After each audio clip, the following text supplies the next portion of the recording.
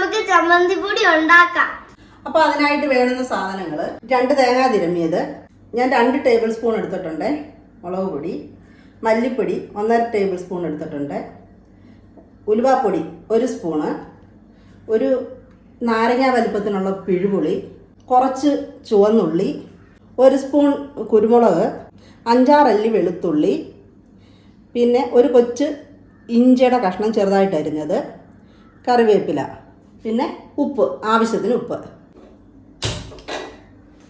അപ്പം ഈ ചൂടായ ചീനിച്ചട്ടിയിലേക്ക് നമുക്ക് തേങ്ങ ഇടാം. ഇതിലേക്ക് ചുവന്നുള്ളി, ഇഞ്ചി, വെളുത്തുള്ളി, കുരുമുളക്,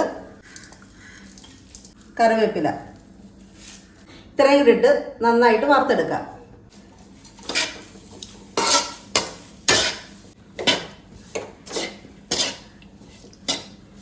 അപ്പോൾ തേങ്ങ നല്ലതായിട്ട് മൂത്തിട്ടുണ്ട്. അതിലേക്ക് മുളക് പൊടി, മല്ലിപ്പൊടി, ഉലുവാപ്പൊടി എന്നിവ ഇട്ട് നമുക്കൊന്നുകൂടെ ഒന്ന് മൂപ്പിച്ചെടുക്കാം.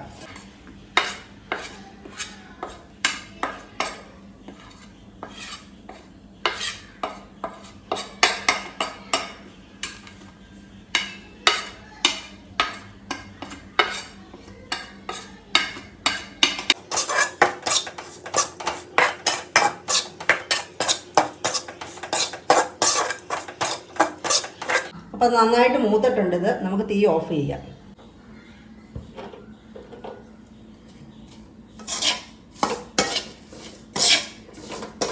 ഇത് നമുക്ക് ഈ പാത്രത്തിലേക്ക് മാറ്റാം. ഇതൊന്ന് ആറിയതിന് ശേഷം നമുക്കിനി ഇത് പൊടിച്ചെടുക്കാം.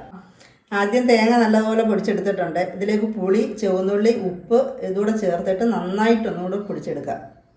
അങ്ങനെ നമ്മുടെ ചമ്മന്തിപ്പൊടി ഇവിടെ തയ്യാറായിട്ടുണ്ട്.